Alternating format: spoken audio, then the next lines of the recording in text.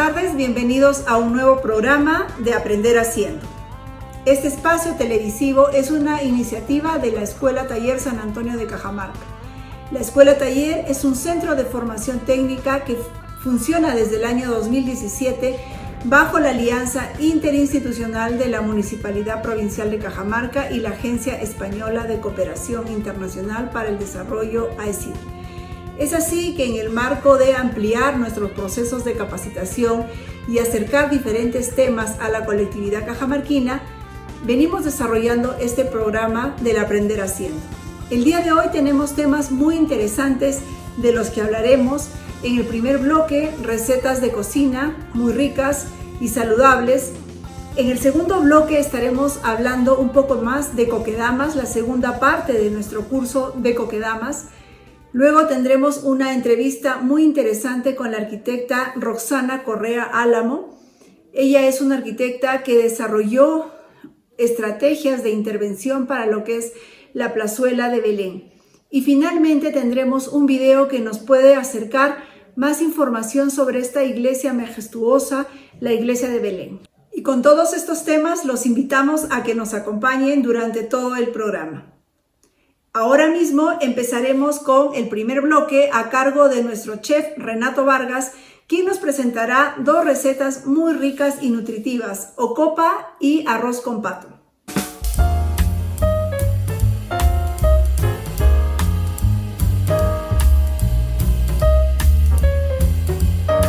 Vamos a sazonar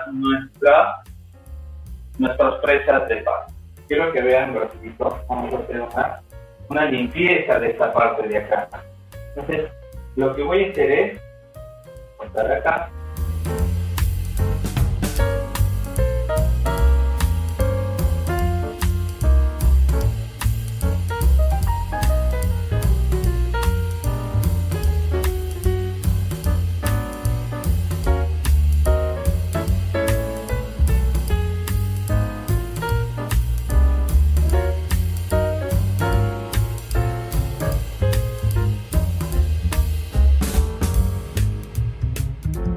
Tiene una mejor vista mi trabajo.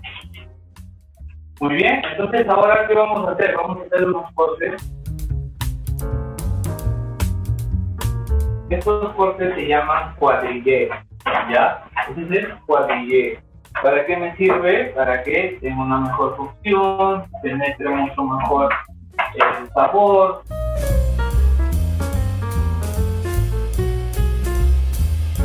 Ahora que le voy a dar sal, pimienta y comino. ¿Sale?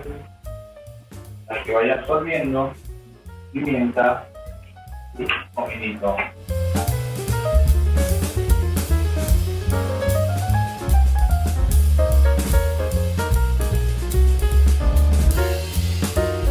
Ya dejamos y mientras vamos avanzando, vamos dejando ahí para que vaya absorbiendo sabor. Yo he separado unas cuantas, no viseras, sino huesitos extras que me van a servir para hacer un fondo, que me van a aportar sabor. Pongo agua y desde frío que vaya hirviendo. Lo que voy a hacer ahora entonces, mi arroz. Miren, este es el concentradito. Mi fondo ya está cociendo. Cuando llegue ebullición, lo que hacemos es bajar la intensidad del fuego para que no se consuma muy rápido el agua y que vaya botando con mucho más sabor. En este caso, para nuestro copa, podemos ir poniendo el choclo, sancochar la papa. Yo voy a utilizar nuevamente, como les dije, papa peruanita para mí. Aquí ya puse las papitas a sancochar. Vamos haciendo ya vamos utilizando la espinaca y también vamos a agregar culantro. Vamos a blanquear la espinaca y el culantro se blanquea solo unos segundos, aproximadamente unos 50 segundos, y lo que tengo que hacer es cortar cocción en agua fría para activar la clorofila. Lo que nos va a acompañar a nuestro copa es nuestro choclito.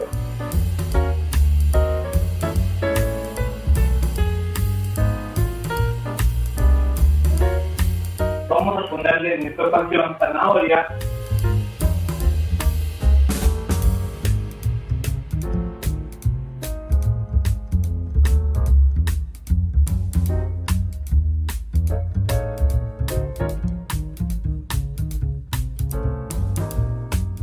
Bien, vamos a utilizar también arvejitas.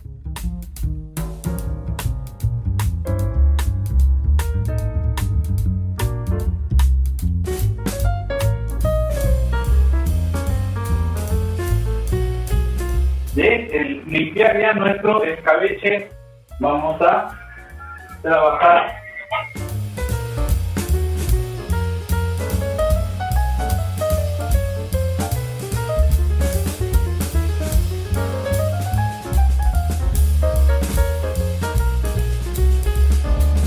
ya me está indicando que está en ebullición el agua, entonces ahí voy a agregar el culantro y la espinaca para que no tenga mucha fibra. No se olviden, desfibramos la parte central y tengo solo hojitas. Entonces ahí lo ven, ahí lo tenemos, unos 50 segundos estiré, yo ya agregué o retiré, mejor dicho, en agua fría. Aquí yo ya tengo la licuadora con el culantro y la espinaca. Aquí ya tengo para mi pasta, para mi arrocito. Voy a trabajar con una olla a presión. ¿Para qué? Para que me quede más tierno el pato y para que también me ayude a acelerar el procedimiento de cocción, no demorar mucho tiempo.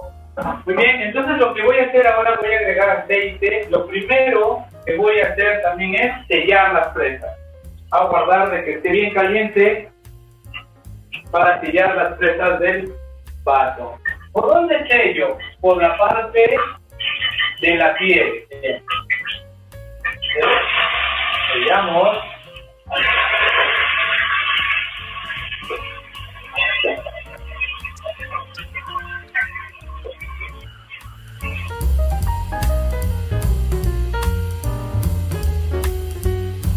Listo, una sellada nomás. Le damos la bolsita.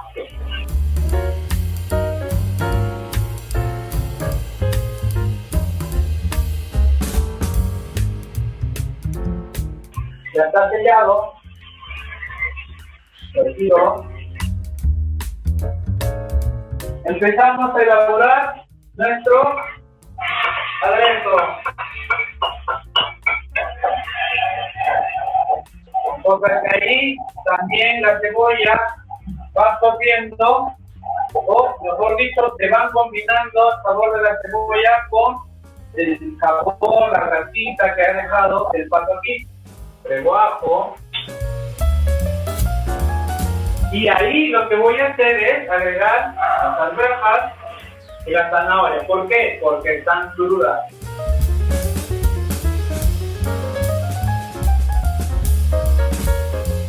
Aquí el cabeche,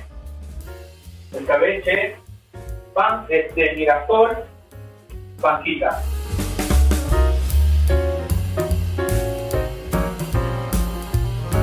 ¿Cómo sé que coció mi aderezo?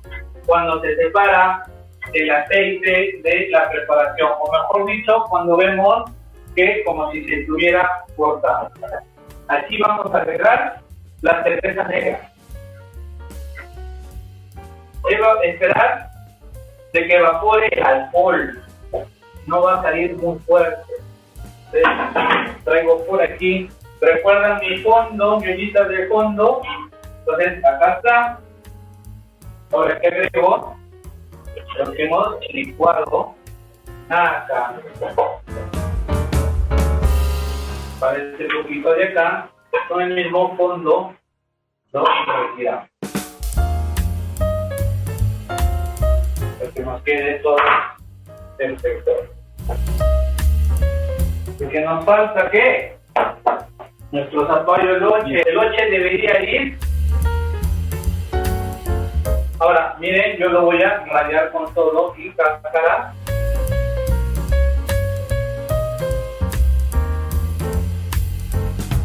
Entonces, ahora agregamos las presas. ¿Para qué? Solamente tienen un sellado, mas no están cocidas. Entonces, al sellar, voy a tener todas las presas con potencia. Agrego para darle potencia mi fondo de pato.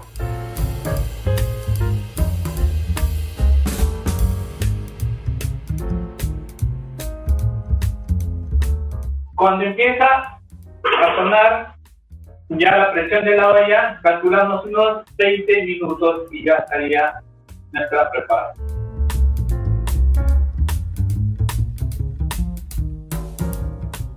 Ahí.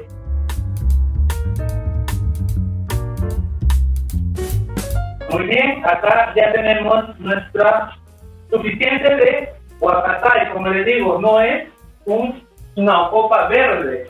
De una vez lo que hago ya es también cortar un quesito más de corazón. Lo pongo por ahí.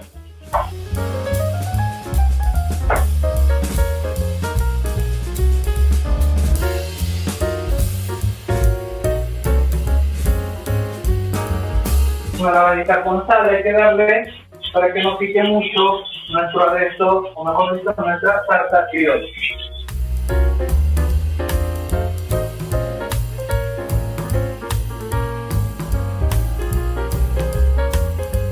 Voy armando mi aliño. Voy a usar agua hervida, fría o mineral. Ahí exprimo un par de limones.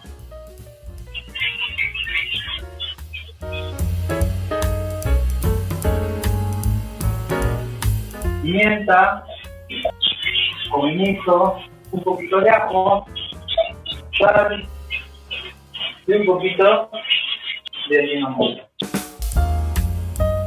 Ya puedo ir agregando el rocoto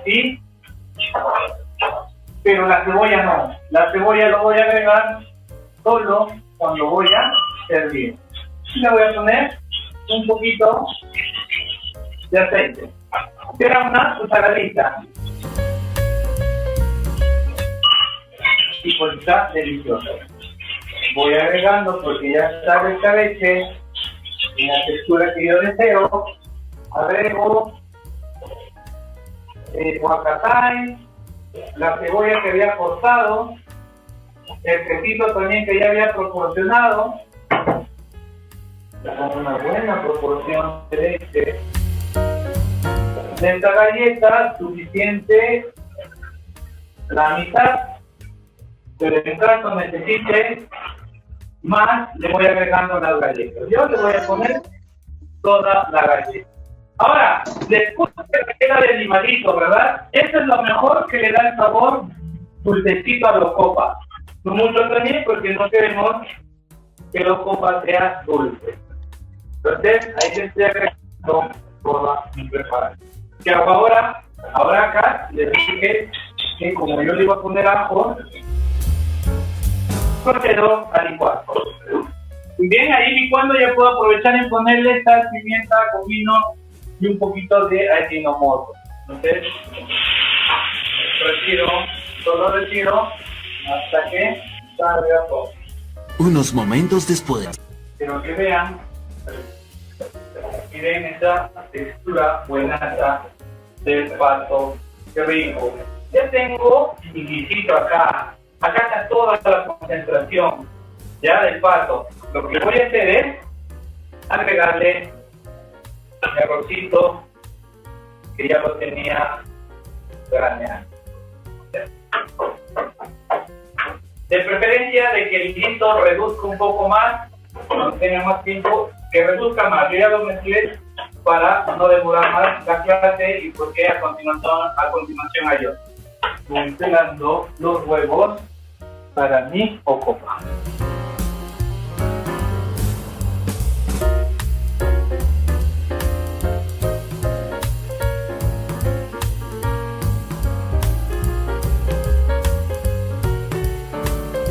Y ahí tenemos lo que es nuestra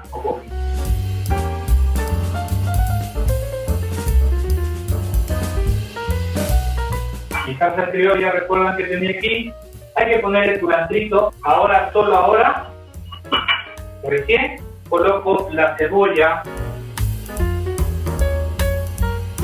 Y este es nuestro producto final.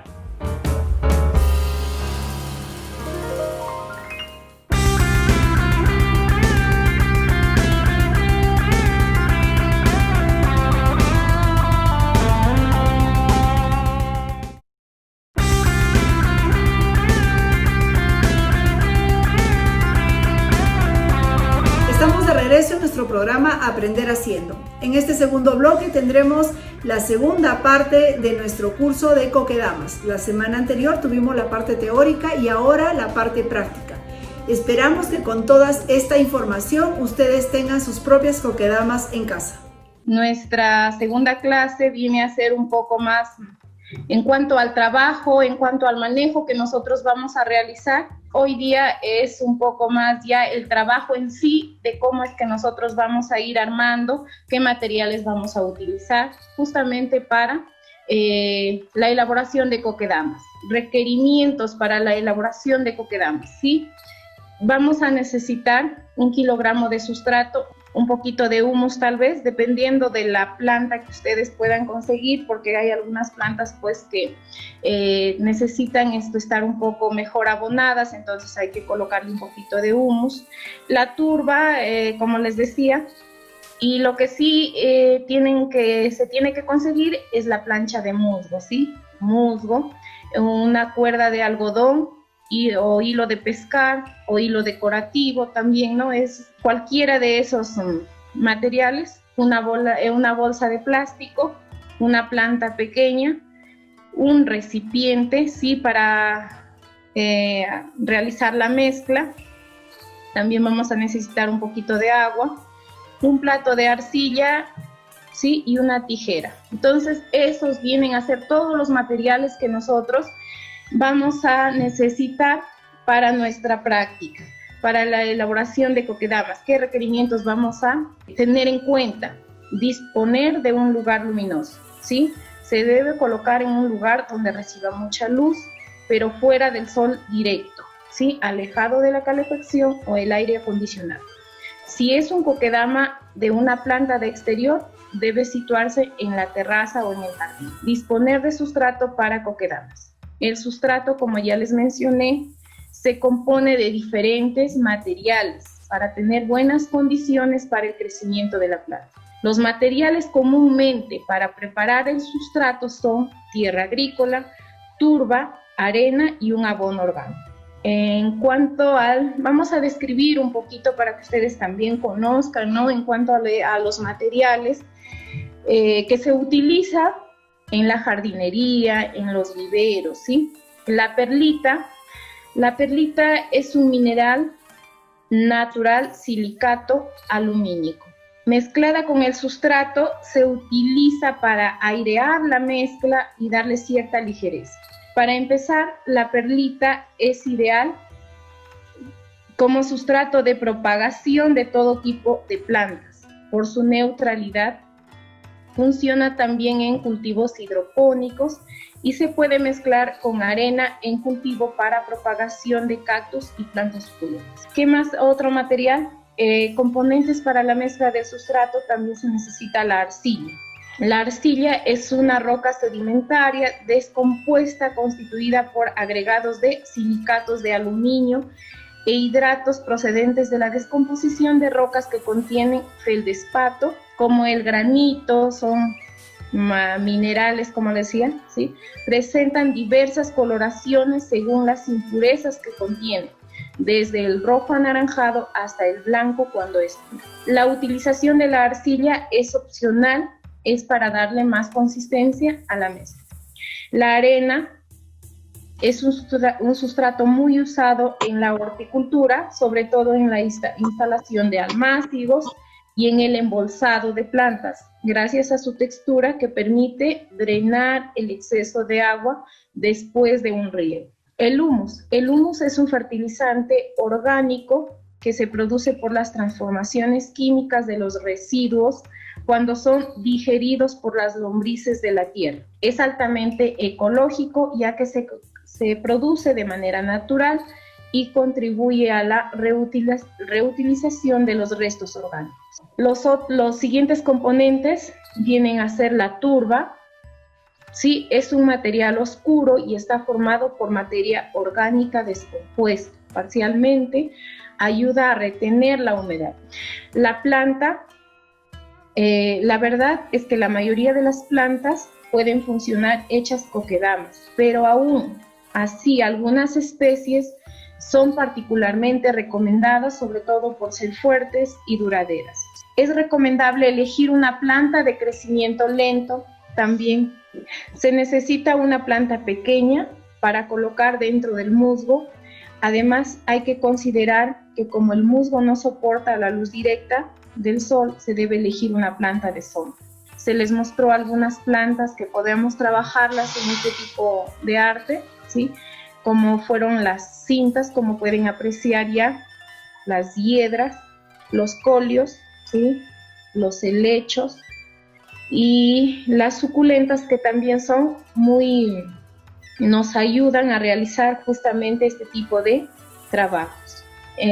Vamos a continuar, ¿no? Con los materiales. El musgo, ¿sí? Clase de plantas briófitas formadas por tallos y hojas pequeñas y delgadas, sin tejido vascular, carecen de verdaderas raíces, pero tienen una estructura filamentosa que las sujetan y crecen formando masas apiñadas de aspecto esterciopelado, formando capas sobre la tierra, sobre las rocas, los troncos de los árboles, y en el agua también las podemos encontrar. En cuanto se refiere, por ejemplo, al desarrollo ya de la práctica, cómo es que lo vamos a trabajar en la parte práctica. El primer paso viene a ser preparar el sustrato, mezclar 4 partes de sustrato con una de perlita y algunos trozos de arcilla. Es importante no abusar de la arcilla, ya que el sustrato debe de quedar esponjoso y poroso. Luego, ¿qué vamos a realizar? Vamos a colocar el agua, verter el agua para hacer la mezcla y lograr una consistencia gredosa. Sacar toda la tierra posible de su planta para que las raíces queden expuestas y puedan tener contacto con el nuevo sustrato. El tercer paso viene a ser colocar el sustrato, ¿sí? Agregar la mezcla alrededor de las raíces formando una bola, ¿sí? Entonces viene acá, como pueden apreciar, la mezcla, ir colocándolo, ¿sí? Tal vez se ha retirado un poco de sustrato, y como pueden apreciar es algo pues sencillo, ¿no? No es difícil. El cuarto paso viene a ser forrar con el musgo. Una vez que la bola está formada, tomar el musgo y forrar toda la bola que hemos formado, ¿sí? Cubriéndola de forma completa sin dejar espacios abiertos. El paso 5 viene a ser enrollar o envolver el hilo, ¿sí?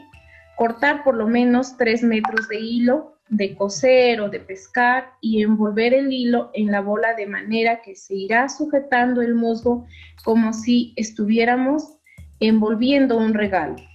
¿Dónde dejarlo? Elegir un lugar agradable y con sombra. Se puede colgar desde un gancho o ponerlo sobre un plato para adornar cualquier habitación u oficina. Recomendaciones para el riego. Antes de regarlo hay que verificar su peso. Si se siente muy liviana, quiere decir que necesita agua. Paso 7. ¿Cómo regar nuestra kokedama?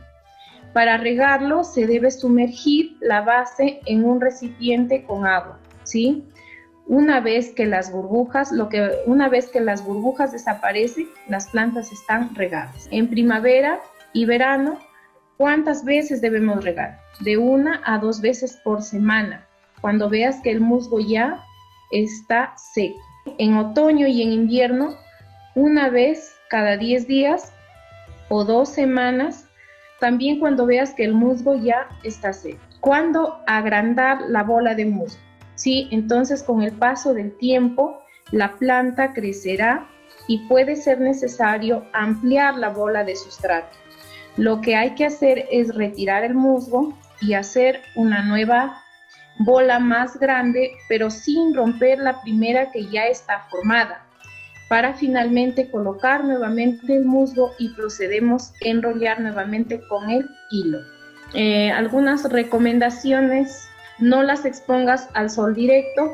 Después de realizar el riego de la kokedama, dejar que escurra bien el exceso de agua. Nunca debemos apretar la kokedama para que escurra más rápido. Sí, no tratemos de aplastarla para escurrir tal vez todo el agua, sino dejémoslos de manera natural sobre un recipiente para que vaya escurriendo de manera natural el agua. El exceso de riego, por la peculiaridad de la forma de cultivo, las kokedamas sufren si las regamos demasiado, pues acumulan mucha agua, impidiendo la transpiración de las raíces, provocando la pudrición del sistema radicular. La falta de riego, la planta necesita agua para absorber los nutrientes necesarios para poder realizar las funciones vitales. Si vives en un clima seco o en un lugar con mucho calor, puedes rociar la planta y la bola de musgo con agua a través de un spray. De este modo, mantendrás más tiempo la humedad de la planta. Tras las floraciones, poda la planta recortada, las partes resecas y las partes en las que se hayan caído todas las flores. Deja las partes que estén totalmente sanas.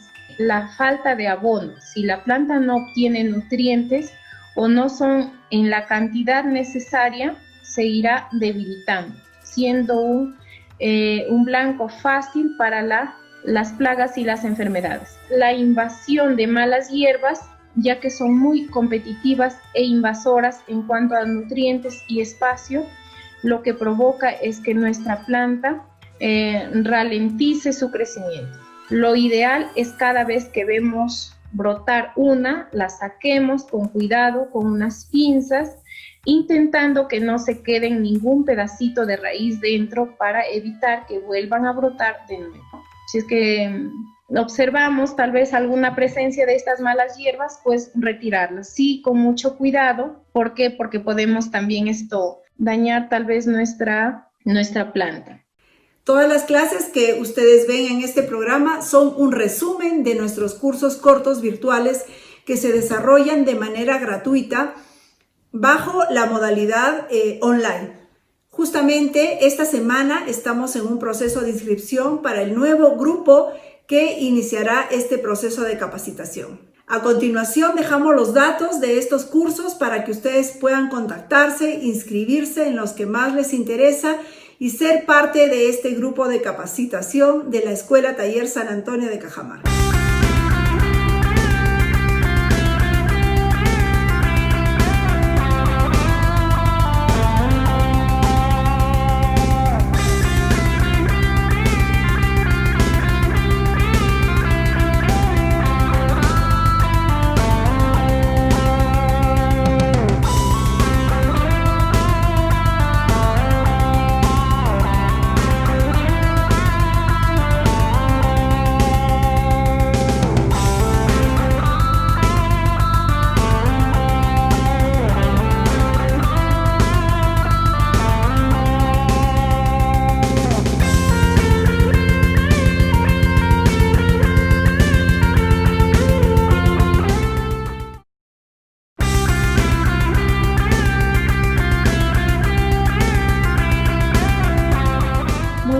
El día de hoy nos acompaña la arquitecta Rosana Correa Álamo, una arquitecta muy querida para Cajamarca, muy recordada por todo el trabajo que desarrolló hace unos años en esta ciudad. Ella estuvo como responsable del proyecto de remodelación, de adecuación de lo que es la linda plazuela que ahora tenemos, la plazuela de Belén.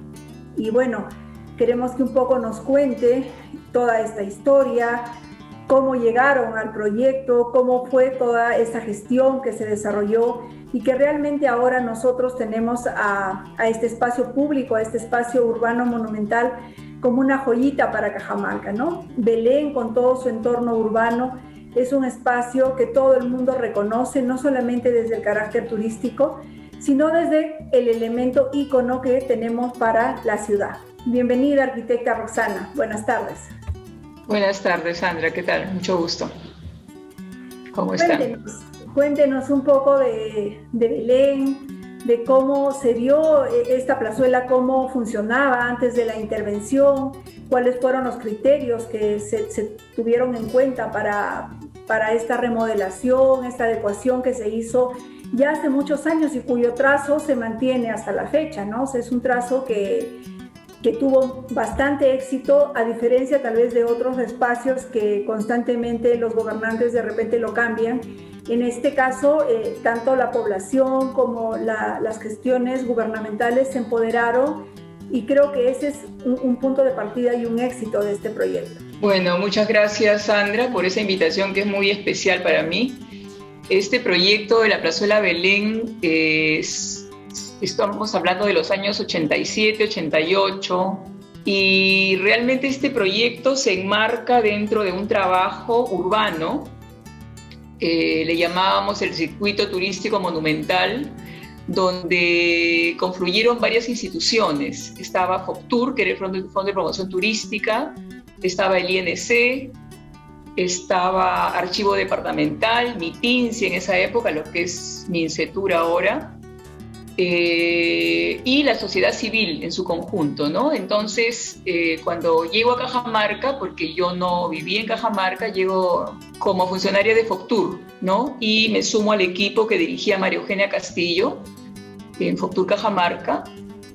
Entonces hicimos una evaluación de todo lo que había en Cajamarca, del valor que tenía, del inmenso valor que tenía. Nos reunimos con todos los notables de Cajamarca y la sociedad civil y llegamos a la conclusión que empezábamos con la obra de la Plazuela Belén. Era parte de un proyecto más grande, ¿no? En esos tiempos también conversábamos con los bancos, o sea, los bancos, había el Banco Popular, creo yo, que estaba allí, y también le interesaba poder hacer trabajo de calles. Entonces, el inicio era la Plazuela Belén. En la Plazuela Belén nosotros tuvimos, creo yo, éxito, primero porque está en un espacio donde la arquitectura monumental que existe es protagónica, o sea, es sumamente importante en Cajamarca. Eso ya tiene un punto a favor. Como está ahora, estaba integrado a todo este conjunto, ¿no? Al antiguo Hospital Belén, pero tenía una ruptura, que era la calle vehicular, ¿no? La calle Belén era vehicular y donde estaba la oficina de FOCTUR, en la calle Silva Santisteban, al lado había la oficina de ENACO, ¿no? Que era la institución que acopiaba todo lo que era tabaco, coca, todo ese tipo de, ¿no? Entonces había un tráfico de camiones y los camiones venían por el Jirón Belén, volteaban hacia Fernando Silva Santisteban, hacia la calle Silva Santisteban, y en ese volteo es que golpeaban la columna, una columna que tiene la iglesia, una de las columnas, ¿no? Entonces constantemente esta columna tenía algunos seguros, tenía unos remaches de metal porque era golpeada, ¿no? Entonces eso nos sirvió a nosotros como una cosa potente para poder hacerlo peatonal, ¿no? Pero en realidad eso pedía que fuera peatonal para poder integrar la plaza. O sea, esa iglesia, esa fachada necesitaba un atrio, necesitaba un espacio mucho más amplio, ¿no? Porque estaba estrecho con un pequeño atrio chiquitito, unas escaleras, ¿no? Y la pista y luego la plazuela. Había totalmente una separación, una ruptura espacial, ¿no?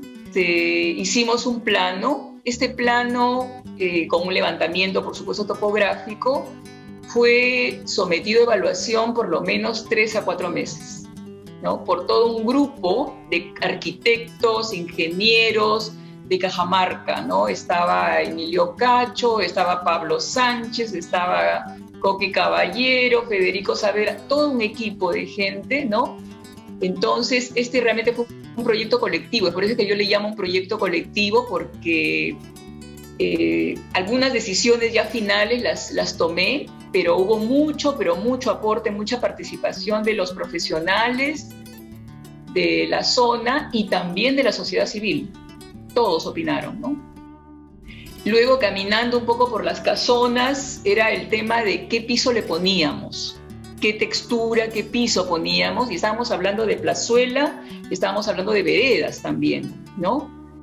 Entonces, caminando por algunas casonas, yo me quedé maravillada con el piso de piedra azul y canto rodado, este damero típico de los pavimentos, de los patios de las casas, y lo tomé como inspiración para colocarlo en las veredas, pero ya no en la plazuela porque era mucha piedra azul, o sea, había un tema también de presupuesto, ¿no?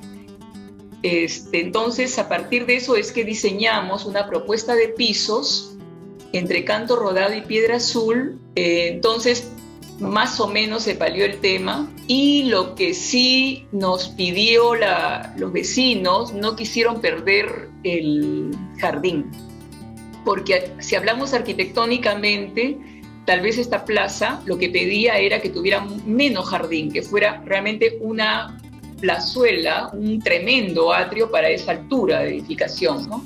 Pero nosotros priorizamos en ese momento lo que querían los vecinos, porque ellos son los que vivían allí, ¿no?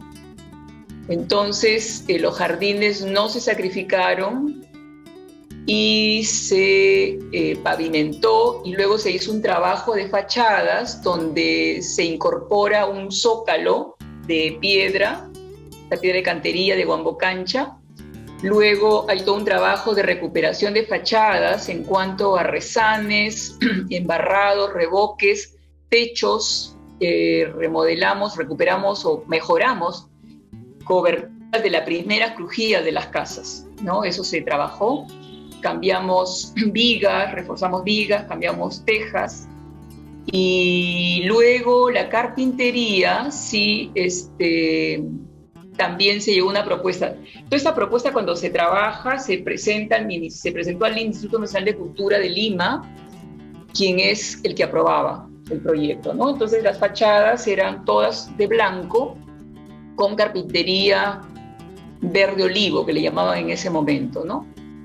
Y allí sí hubo una anécdota que me encuentro yo con que cuando estaban haciendo el embarrado, yo tuve que viajar a Lima, creo que fue por Navidad, y cuando regreso encuentro toda la plazuela de color rojo, ¿no? Esa arcilla roja, ¿no?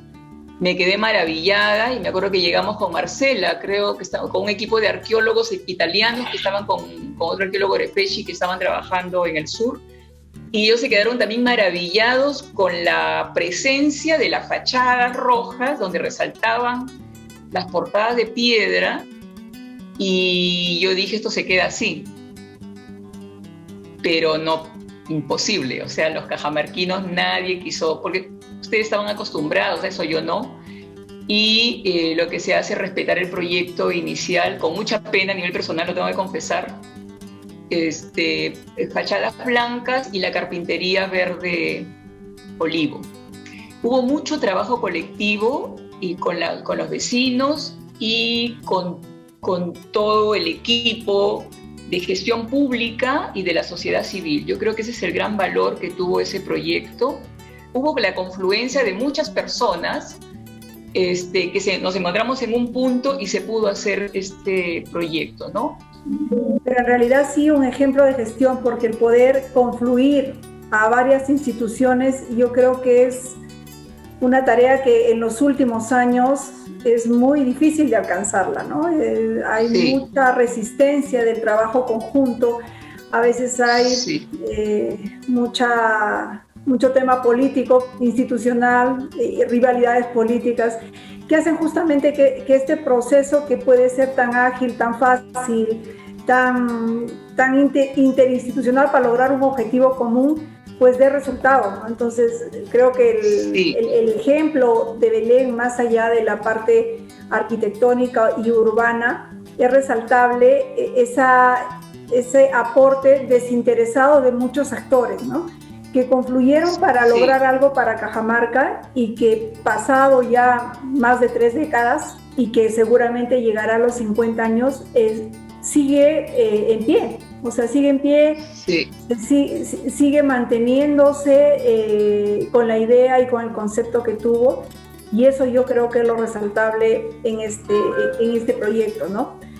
Y simplemente agradecerle, arquitecta, no solamente la plazuela, el tiempo que estuvo en Cajamarca, las gestiones también que realizó, ¿no? El proyecto de Cuarto Rescate, el proyecto del Eje Comercio Belén, que fue una continuidad, también fue parte de su gestión, porque cuando estuve en el MINCETUR, puso ahí todo el punche y el esfuerzo para que realmente se consigan estos fondos para Cajamarca y para que desde la municipalidad se pueda hacer realidad. Muchísimas gracias. Y esperemos que ahora, con esta nueva oportunidad que tenemos de tenerla en el proyecto de San José, sea una oportunidad para que Cajamarca siempre la espere, siempre estemos con los brazos abiertos para trabajar conjuntamente.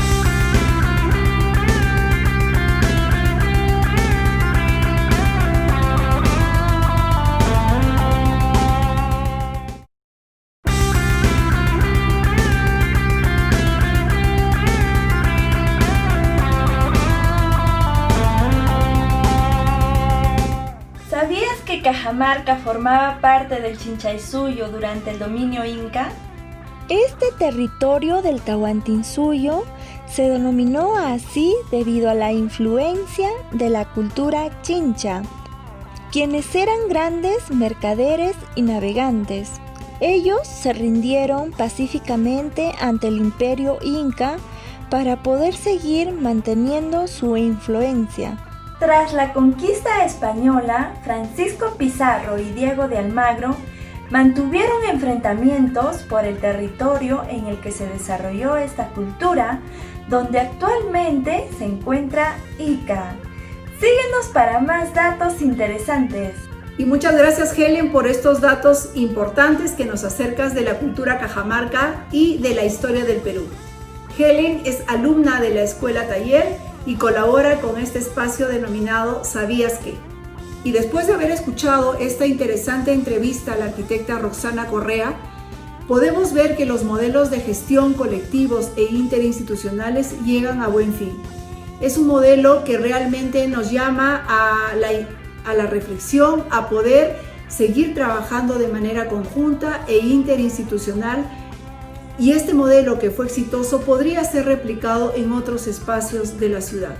Es importante indicar que esta plazuela se remodeló por los años 80, casi hace 40 años, y sin embargo sigue manteniéndose en el tiempo, sigue manteniendo el diseño, la gente sigue viendo a este espacio como un espacio en el que siente apropiación y pertenencia. Este lugar además alberga una de las joyas barrocas más importantes de Cajamarca y también del Perú, como es el complejo de Belén, conformado por el Hospital de Hombres, Hospital de Mujeres y la preciosa iglesia, con toda esa joya barroca y expresión del mestizaje en la arquitectura a través de sus diferentes frisos, decoraciones y elementos que hacen propia la arquitectura barroca en Cajamarca y única en el Perú. Es verdad que el tema barroco en todo el Perú tiene diferentes expresiones, pero en Cajamarca tiene un sello muy particular. Acompáñanos ahora en este video para poder entender un poco más sobre esta valiosa pieza de la arquitectura cajamarquina. Templo de Belén. El conjunto monumental está integrado por el Templo Belén y rodeado por el Hospital de Hombres y Mujeres. Su construcción se inicia en el siglo XVII por la orden de los betlemitas llegados de Centroamérica. Uno de sus prefectos generales ha sido cajamarquino.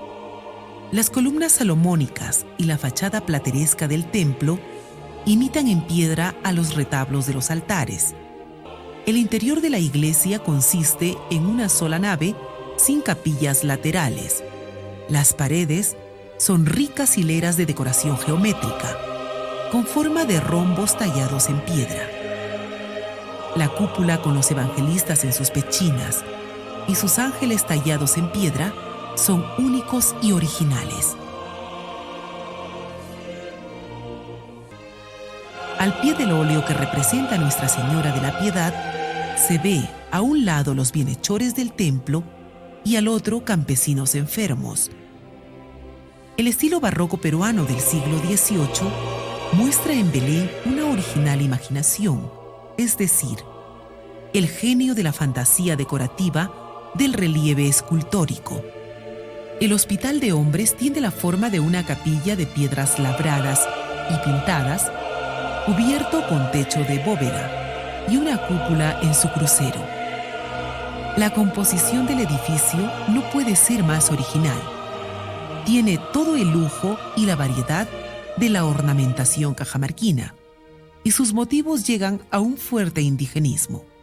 Este indigenismo se expresa en las formas y doble hilada de senos de las cariátides de las columnas que flanquean la portada. El Hospital de Mujeres, conocido como El Consumidero, hoy Museo Arqueológico del Instituto Nacional de Cultura de Cajamarca, se construyó en 1764. Los hospitales de la época colonial ubicaban a sus enfermos en covachas para brindarles privacidad y atención individual. La pintura mural de un santo indicaba el nombre de la covacha y protegía al enfermo. La iglesia se terminó de construir en mayo de 1744. El conjunto fue edificado y administrado hasta mediados de 1800 por la Orden Betlemita. Se declaró Monumento Nacional en 1972. Y hemos llegado al final de nuestro programa Aprender Haciendo. Si les gustó, recomienden este espacio a amigos, familiares. Estamos todos los miércoles por la tarde, siempre por TV Norte.